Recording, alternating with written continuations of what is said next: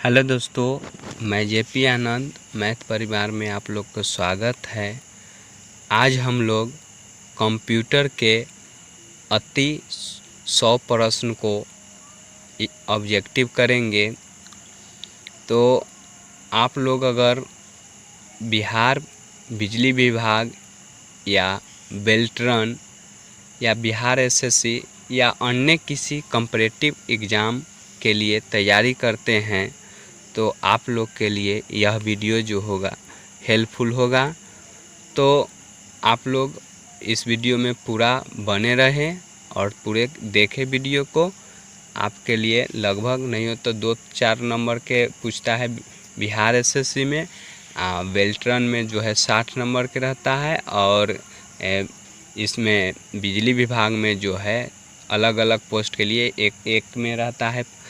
Technician group में जो है उसमें 15 गो, और ये कॉरेस्पोंडेंट के लिए जो है 20 प्रश्न रहता है। तो उसके लिए है जो है आप लोग वीडियो को देखें।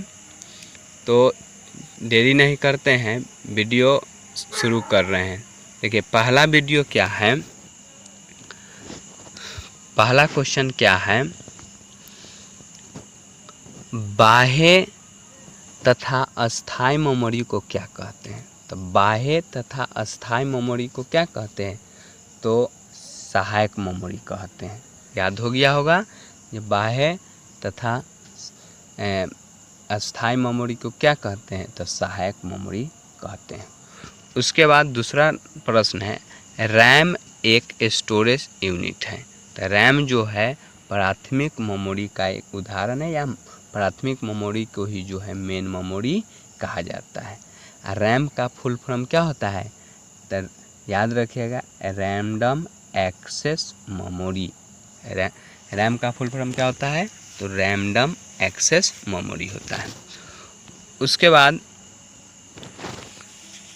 3 नंबर प्रश्न है, सीडी से आप क्या कर सकते हैं। तो सीडी से जो है ना आप जो है पढ़ और लिख सकते हैं। तो याद रखिएगा सीडी से आप क्या कर सकते हैं, तो पढ़ और लिख सकते हैं।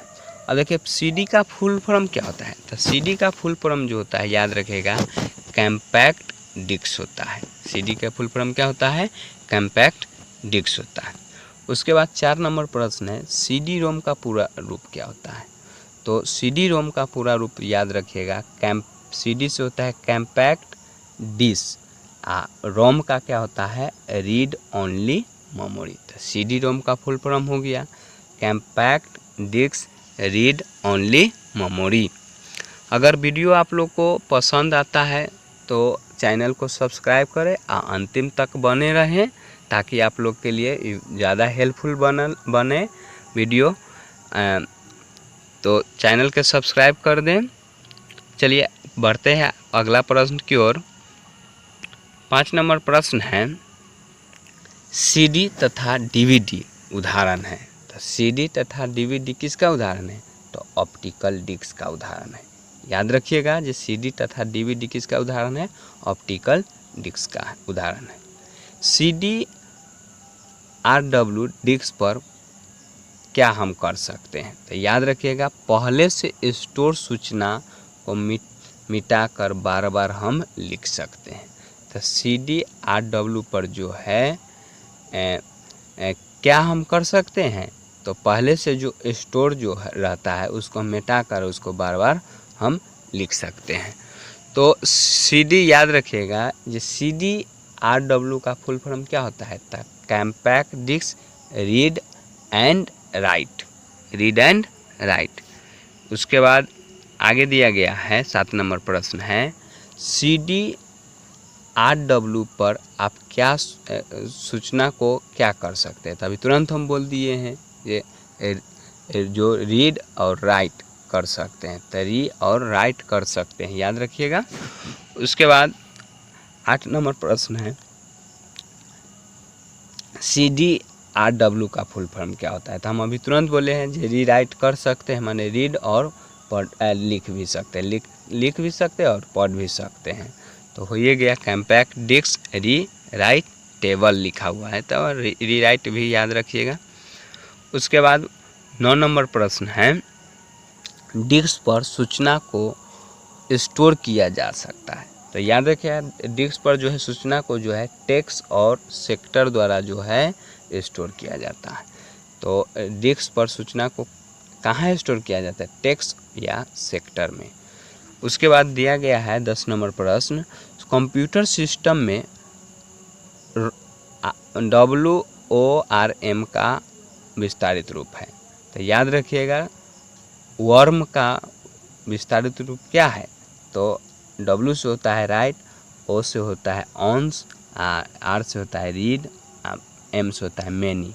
तो याद रखिए, राइट, ऑन्स, रीड, मैनी होता है। उसके बाद 11 नंबर प्रश्न है, रीयूजेबल ऑप्टिकल स्टोरेज का एक्रोनिम माने है। तो याद रखिएगा, रीयूजेबल मतलब क्या हुआ, जो दोबारा हम उसको जो है यूज कर सकते हैं, मिटा देते हैं, यूज करते हैं। तो किसका प्रयोग करते हैं, तो CDRW का प्रयोग करते हैं। किसी वेबसाइट पर पाए जाने वाले दस्तावेज को क्या कहते हैं, तो कोई भी वेबसाइट पर जो पाया जाता है दस्तावेज, उसको क्या कहते हैं, तो वेब पेज कहते हैं।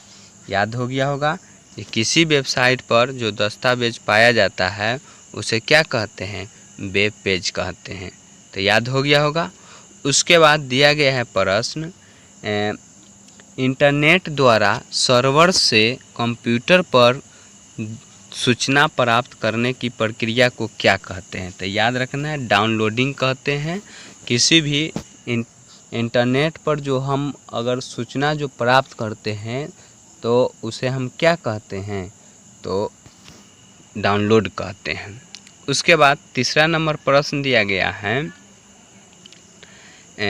थिंक रिजिड मेंटल प्लैटर जो उच्च गति के सूचना स्टोर करने तथा पुनः प्राप्त करने की क्षमता रखते हैं, उसे क्या कहते हैं। तो उसे याद रखना है, हार्ड डिस्क कहते हैं। क्या कहते हैं, हार्ड डिस्क कहते हैं। तो याद हो गया होगा, थिंक रिजिड मेंटल प्लैटर जो उच्च गति से सूचना स्टोर करने तथा पुनः प्राप्त करने की क्षमता को क्या कहते हैं, तो हार्ड डिस्क कहते हैं। याद हो गया होगा। उसके बाद तीसरा नंबर प्रश्न है, चौथा नंबर प्रश्न है, हार्ड डिस्क किस प्रकार का स्टोरेज डिवाइस है। तो हार्ड डिस्क जो है, याद रखना है, नॉन वोलेटाइल डिवाइस है। तो हार्ड डिस्क किस प्रकार का डिवाइस है, नॉन वोलेटाइल डिवाइस है। उसके बाद फ्लॉपी डिस्क में डाटा को वृत्ताकार पथों में रिकॉर्ड किया जाता है, जो क्या कहलाता है, तो उसको हम क्या कहते हैं, ट्रैक्स कहते हैं। याद हो गया होगा, ये फ्लॉपी डिस्क में डाटा को वृत्ताकार पथों में रिकॉर्ड किया जाता है, उसे हम क्या कहते हैं, तो ट्रैक्स कहते हैं। उसके बाद 6 नंबर प्रश्न है, कंप्यूटर में हार्ड डिस्क को रखा जाता है। तो कंप्यूटर में जो है हार्ड डिस्क को जो है डिस्क ड्राइव में रखा जाता है। किस में रखा जाता है, डिस्क ड्राइव में रखा जाता है कंप्यूटर में हार्ड डिस्क को। उसके बाद 7 नंबर प्रश्न है, फ्लॉपी डिस्क पर मूलवंश डाटा मिटाने की संभावना से बचाता है।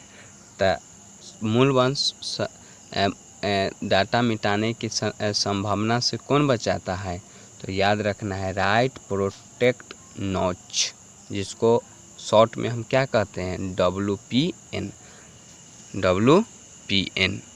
तो फ्लॉपी डिस्क पर मूलवंश डाटा मिटाने के संभावना से बचाता है कौन, तो राइट प्रोटेक्ट नॉच। उसके बाद 8 नंबर प्रश्न है, वह मेमोरी डिवाइस जिसमें एक्सेस टाइम डाटा के लोकेशन पर निर्भर नहीं करता है, क्या कहलाता है, तो रैंडम कहते हैं या डायरेक्ट एक्सेस मेमोरी कहते हैं। तो वह मेमोरी डिवाइस जिसमें एक्सेस टाइम डाटा के लोकेशन पर निर्भर नहीं करता है उसे क्या कहते हैं, तो रैंडम या डायरेक्ट एक्सेस मेमोरी कहते हैं। उसके बाद 9 नंबर प्रश्न है, कंप्यूटर में hard disk computer switch off होने पर भी सूचना स्टोर रखता है। तो याद रखिएगा, कंप्यूटर जो है हार्ड डिस्क जो होता है क्या करता है, तो कंप्यूटर में स्विच ऑफ अगर कंप्यूटर हो रहा है तो सूचना को भी जो है वो स्टोर रखता है। उसके बाद 10 नंबर प्रश्न है, रोम या CD-RW में क्या अंतर है। तो CD-RW या रोम में क्या अंतर है, तो याद रखना है CD-ROM जो है केवल रीड किया जा सकता है। देखिए CD-RW को जो है राइट किया जाता है, लेकिन इसको जो है CD-ROM को जो है केवल रीड किया जाता है। उसको लिख सकते हैं तो इसको हम पढ़ सकते हैं। उसके बाद आगे दिया गया है प्रश्न, लॉजिकल मेमोरी को समान आकार के ब्लॉकों में बांटने को क्या कहते हैं। तो उसको हम क्या कहते हैं, पेजिंग कहते हैं। तो याद हो गया होगा, लॉजिकल मेमोरी को समान आकार में या ब्लॉकों में बांटने के क्या कहते हैं, तो पेजिंग कहते हैं। दूसरा नंबर प्रश्न है, प्राइमरी स्टोरेज मेमोरी को क्या कहते हैं, तो मेन मेमोरी कहते हैं। तो प्राइमरी स्टोरेज मेमोरी को हम क्या कहते हैं, मेन मेमोरी कहते हैं। उसके बाद दिया गया है 3 नंबर प्रश्न, कंप्यूटर में स्थित अस्थाई मेमोरी कहलाती है। तो कंप्यूटर में स्थित जो है अस्थाई मेमोरी क्या कहलाती है, तो याद रखिएगा रोम कहलाती है। और रोम का फुल फॉर्म क्या होता है, रीड ओनली मेमोरी होता है। उसके बाद दिया गया है, कंप्यूटर का मेन वर्किंग मेमोरी है। तो कंप्यूटर का मेन वर्किंग मेमोरी जो है रैम है। कौन है, रैम है। तो याद रखिएगा जो कंप्यूटर का मेन वर्किंग मेमोरी कौन है, तो रैम है। उसके बाद दिया गया है, कंप्यूटर में रैम होता है। तो रैम जो है कौन सा मेमोरी के अंतर्गत आता है, तो वोलेटाइल मेमोरी के अंतर्गत आता है। तो याद रखिएगा, एगो होता है मेमोरी के 2 प्रकार, एगो होता है वोलेटाइल मेमोरी और दूसरा होता है नॉन वोलेटाइल मेमोरी। तो जो रैम जो होता है वोलेटाइल मेमोरी के अंतर्गत आता है, और हार्ड डिस्क जो देखते हैं ये सब जो होता है नॉन वोलेटाइल मेमोरी के अंतर्गत आता है। उसके बाद DVD का विस्तारित रूप है। तो DVD का फुल फॉर्म क्या होता है, तो डिजिटल वीडियो वर्सेटाइल। तो याद रखिएगा DVD का फुल फॉर्म क्या होता है, तो डिजिटल वीडियो वर्सेटाइल डिस्क। आना तो याद रखिएगा डिजिटल वीडियो डिस्क, दोनों में से याद रखना है कोई भी। उसके बाद 7 नंबर प्रश्न है, कॉम्पैक्ट डिस्क में होता है। तो कॉम्पैक्ट डिस्क में जो होता है ऑप्टिकल भंडारण होता है। तो कॉम्पैक्ट डिस्क में क्या होता है, ऑप्टिकल भंडारण होता है। उसके बाद 8 नंबर प्रश्न है, डिस्क पर स्थित डाटा जिसे निर्माण के समय ही रिकॉर्ड कर लिया जाता है तथा बाद में बदला या मिटाया नहीं जा सकता है, तो उसको हम क्या कहते हैं, तो रीड ओनली मेमोरी कहते हैं। याद रखिएगा, रीड ओनली मेमोरी में जो है ना, कंप्यूटर को जब हम हार्ड डिस्क डाटा जो है उसमें रखते हैं तो उसको उसी समय रिकॉर्ड किया जाता है। तो उसको जो है हम कभी भी मिटा नहीं सकते हैं, तो उसे हम क्या कहेंगे, तो रीड ओनली मेमोरी कहेंगे। उसके बाद दिया गया है प्रश्न, डिजिटल डाटा रिप्रेजेंटेशन इस नंबर सिस्टम पर आधारित होता है जो सभी डाटा को रिप्रेजेंट करने के लिए 2 नंबर का प्रयोग किया जाता है। तो याद रखिएगा 2 नंबर का प्रयोग जो है किस में किया जाता है, बाइनरी नंबर में। अब बाइनरी नंबर जो होता है कौन कौन होता है, तो 0 और 1 होता है। तो 2 नंबर का प्रयोग करते हैं तो किस पर, तो बाइनरी नंबर। उसके बाद आगे दिया गया है याद रखना है, जो कंप्यूटर में डाटा स्टोर किया जाता है। तो कंप्यूटर में डाटा जो स्टोर किया जाता है तो किस फॉर्म में किया जाता है, तो बाइनरी फॉर्म में किया जाता है। याद रखिएगा, ये कंप्यूटर में डाटा जो है स्टोर किया जाता है बाइनरी फॉर्म में। याद हो गया होगा। उसके बाद दिया गया है 11 नंबर प्रश्न, कंप्यूटर में डाटा स्टोर करने तथा गणना के लिए किस नंबर सिस्टम का प्रयोग होता है। तो कंप्यूटर में डाटा को स्टोर करने तथा गणना करने के लिए किस नंबर का प्रयोग होता है, तो बाइनरी नंबर का प्रयोग होता है। उसके बाद दिया गया है प्रश्न, समान प्रोटोकॉल वाले नेटवर्क को जोड़ने के लिए प्रयोग किया जाता है। तो याद रखिएगा, समान प्रोटोकॉल वाले नेटवर्क को जोड़ने के लिए ना ब्रिज का प्रयोग किया जाता है। किसका प्रयोग किया जाता है, ब्रिज का। याद हो गया होगा कि जिस समान नेटवर्क को जोड़ने के लिए किसका प्रयोग करते हैं, तो ब्रिज का प्रयोग करते हैं। उसके बाद दिया गया है, उसके बाद प्रश्न है क्या है, याद रखना है, वह हार्डवेयर डिवाइस या सॉफ्टवेयर प्रोग्राम जो नेटवर्क के बीच डाटा, पैकेज या मैसेज भेजता है। तो याद रखिएगा, राउटर जो होता है सॉफ्टवेयर प्रोग्राम और हार्डवेयर डिवाइस के बीच जो है डाटा को जो है पैकेज के रूप में या मैसेज के रूप में भेजता है। उसके बाद दिया गया है, सिग्नल को मॉड्यूलेशन और डीमॉड्यूलेशन की भूमिका निभाती है। तो मॉडेम जो होता है मॉड्यूलेशन और डीमॉड्यूलेशन के भूमिका निभाती है। उसके बाद दिया गया है प्रश्न, एक नॉन इम्पैक्ट प्रिंटर जो आधुनिक गुणवत्ता युक्ति प्रिंट करता है। तो लेजर प्रिंटर जो होता है नॉन इम्पैक्ट का उदाहरण है और ये जो है आधुनिक गुणवत्ता युक्ति प्रिंट करता है। उसके बाद दिया गया है, कंप्यूटर में सूचना किस रूप में स्टोर रहता है, तो डिजिटल डाटा के रूप में जो होता है स्टोर रहता है। तो याद रखिएगा, ये कंप्यूटर में सूचना जो है किस रूप में स्टोर रहता है, तो डिजिटल डाटा के रूप में स्टोर रहता है। उसके बाद दिया गया है, कंप्यूटर बंद होने पर भी इसमें सेव किया गया डाटा बना रहता है। तो सेकेंडरी या सहायक स्टोरेज डिवाइस जो होता है, कंप्यूटर अगर जो बंद रहता है तब पर भी जो है ये जो है डाटा जो है उसमें सेव रहता है। ये अगर जो ऑप्शन नहीं है तो रोम याद रखिएगा, रोम को जो है कंप्यूटर बंद भी रहता है तब पर भी जो है उसमें डाटा जो होता है सेव रहता है। उसके बाद दिया गया है, कंप्यूटर के मुख्य या प्राथमिक मेमोरी के प्रकार है। तो कंप्यूटर के मुख्य या प्राथमिक मेमोरी के क्या प्रकार होता है, तो 2 प्रकार होता है, एगो रैम एगो रोम। उसके बाद दिया गया है प्रश्न,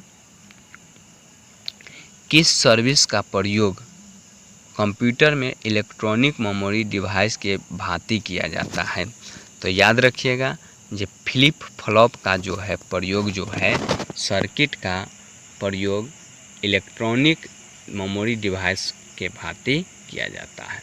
तो सर्किट का प्रयोग कंप्यूटर में इलेक्ट्रॉनिक मेमोरी डिवाइस के भली भांति किया जाता है। किसका, तो फ्लिप फ्लॉप का। उसके बाद दिया गया है, सेकेंडरी या सहायक मेमोरी को लगातार सप्लाई की जरूरी नहीं होती है। तो याद रखिएगा, सेकेंडरी या सहायक मेमोरी का जो होता है ना, लगातार सप्लाई की जरूरी नहीं होता है। किसका होता है, किसके लिए होता है, तो याद रखिएगा प्राथमिक मेमोरी का जो है लगातार सप्लाई करने की ज़रूरत होता है। उसके बाद दिया गया है प्रश्न, रजिस्टर उच्च गति समृद्धि तत्व है जो स्थित होता है। तो रजिस्टर जो होता है कहाँ स्थित रहता है, तो रोम में स्थित रहता है। अगला प्रश्न है, क्लासरूम न जाकर इंटरनेट तथा कंप्यूटर के जरिए अध्ययन के लिए लोकप्रिय तरीका को क्या कहते हैं। तो याद रखिएगा, हम क्लासरूम न जाकर या इंटरनेट पर या कंप्यूटर के जरिए जब हम देखते हैं ना वीडियो को, तो उसको क्या कहते हैं, तो ई लर्निंग कहते हैं। तो उसको हम क्या कहते हैं, ई लर्निंग। उसके बाद 2 नंबर प्रश्न है, इंटरनेट के इस्तेमाल के समय फुल स्क्रीन व्यू के लिए प्रयुक्त कीबोर्ड कमांड है। तो याद रखिएगा, इंटरनेट पर जब हम इस्तेमाल करते हैं तो उसको फुल स्क्रीन देखने के लिए जो है कीबोर्ड का कौन सा दबाते हैं, तो फंक्शनल 11 मतलब F11 को हम दबाते हैं। उसके बाद फाइल के स्थानांतरण और मैसेज आदान प्रदान करने के लिए उपयोगी सेवा है। तो फाइल को आदान प्रदान करने या मैसेज आदान प्रदान करने के लिए उपयोगी सेवा क्या है, तो ईमेल है, याद रखिएगा। उसके बाद ईमेल में वे मैसेज जिन्हें बनाया गया पर भेजा नहीं गया है वो कहाँ रहता है। तो जो हम बना लेते हैं ईमेल पर, जो कुछ बनाए और उसको हम ऐसे ही रख दिए, भेजे नहीं, तो वो कहाँ रहता है, तो ड्राफ्ट फोल्डर में रहता है। याद रखिएगा, कहाँ रहता है, तो ड्राफ्ट फोल्डर में रहता है। एक ऑनलाइन डिस्कशन ग्रुप जो जीवंत माने संवाद स्थापित करता है, तो चैट ग्रुप। तो याद रखिएगा, ऑनलाइन डिस्कशन जो ग्रुप, जो डिस्कशन ग्रुप जो होता है उसको हम संवाद के रूप में जो है स्थापित करते हैं, उसको क्या कहते हैं, चैट ग्रुप। उसके बाद 6 नंबर प्रश्न है, कंप्यूटर का प्रयोग कर इंटरनेट पर लोगों के बीच स्थापित रियल टाइम टेलीविज़न संवाद कहलाती है। तो इंटरनेट टेलीफोनी क्या कहलाती है, इंटरनेट टेलीफोनी कहलाती है। उसके बाद दिया गया है, ईमेल भेजने व प्राप्त करने के लिए उपयुक्त प्रोटोकॉल है। तो ईमेल भेजने या प्राप्त करने के लिए उपयुक्त प्रोटोकॉल कौन है, तो याद रखना है SMTP है, जिसको SMTP का फुल फॉर्म क्या रहता है, तो simple mail transfer protocol. SMTP का फुल फॉर्म क्या होता है, सिंपल मेल ट्रांसफ़र प्रोटोकॉल होता है। उसके बाद दिया गया है, यह रिपोर्ट साउंड कार्ड को विशेष प्रकार के संगीतीय उपकरणों से जोड़ते हैं। तो कौन सा पोर्ट जो होता है वो साउंड कार्ड को जो है संगीतीय उपकरण, संगीत के उपकरण से जोड़ने का काम करता है। मिडी, याद रखिएगा, मिडी जो है करता है साउंड कार्ड को संगीत उपकरण से जोड़ने का काम। उसके बाद दिया गया है, ऑडियो, वीडियो, टेक्स्ट, एनिमेशन और ग्राफिक का मिश्रण क्या कहलाते हैं, तो मल्टीमीडिया। याद रखिएगा, जब मल्टीमीडिया में हम लोग देखते हैं जो ऑडियो, वीडियो, टेक्स्ट उक्स लिखा हुआ, एनिमेशन उसन रहता है, उसको हम क्या कहते हैं, मल्टीमीडिया कहते हैं। आगे बढ़ने से पहले अभी तक आप लोग चैनल को नहीं सब्सक्राइब किए हैं तो जल्दी सब्सक्राइब कर दें और लाइक दबा दें। चलिए, प्रश्न है, फाइल को सेव कर कंप्यूटर बंद कर देने पर डाटा यथावत रहता है। तो याद रखिएगा, सेकेंडरी स्टोरेज में जो होता है फाइल को सेव कर देते हैं, अगर जो कंप्यूटर बंद भी करते हैं तो जो होता है डाटा जो है यथावत रहता है। उसके बाद दिया गया है, कंप्यूटर का बिल्ट इन मेमोरी है। तो कंप्यूटर का बिल्ट इन मेमोरी कौन सा है, तो याद रखिएगा रोम जो है कंप्यूटर का बिल्ट इन मेमोरी है। उसके बाद दिया गया है, जब पावर बंद कर दी जाती है तो वह मेमोरी अपने डाटा या कंटेंट खो देती है, तो अस्थायी मेमोरी होता है। अस्थायी मेमोरी को ही इंग्लिश में क्या कहते हैं, वोलेटाइल मेमोरी कहते हैं। उसके बाद है, वह डाटा जो मेमोरी में निर्माण के समय ही रिकॉर्ड किया गया हो और उसे प्रयोक्ता चेंज या मिटा नहीं सकता है, उसे हम क्या कहते हैं, केवल रीड मेमोरी कहते हैं। क्या कहते हैं, केवल रीड मेमोरी कहते हैं। उसके बाद दिया गया है, रैम वोलेटाइल मेमोरी है क्योंकि इसमें डाटा बनाए रखने के लिए लगातार पावर सप्लाई की ज़रूरी होता है। तो याद रखिएगा, रैम जो होता है ये वोलेटाइल मेमोरी का उदाहरण होता है। ये क्यों है, तो क्योंकि इसमें डाटा को जो है बनाए रखने के लिए लगातार सप्लाई की ज़रूरी होता है। उसके बाद दिया गया है, बिजली बंद हो जाने पर भी मेमोरी के डाटा या कंटेक्स्ट नष्ट नहीं होता है। तो अभी तुरंत हम लोग पढ़ें, ये रोम में जो होता है उसमें जो होता है बिजली बंद होने पर भी जो है उसका जो है प्रोग्राम जो होता है क्या होता है, नष्ट नहीं होता है। तो रोम में याद रखना है, किसमें, रोम में। उसके बाद दिया गया है प्रश्न, इसमें वोल्टाइल चिप होते हैं जो डाटा या प्रोग्राम को अस्थायी रूप से स्टोर करता है। तो रैम जो होता है वोल्टाइल चिप होता है, डाटा या प्रोग्राम को अस्थायी रूप से जो है स्टोर करता है। तो क्लियर हो गया होगा। उसके बाद दिया गया है निर्माण के प्रक्रिया में इस मेमोरी चिप को प्रोग्राम किया जाता है। तो रोम को जो है निर्माण के प्रक्रिया समय जो है डाल दिया जाता है। उसके बाद दिया गया है प्रश्न,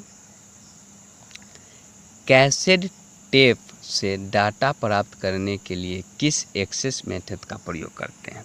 तो कैसेट टेप से डाटा प्राप्त करने के लिए किस मेथड का प्रयोग करते हैं, तो सीक्वेंशियल एक्सेस मेथड का प्रयोग करते हैं।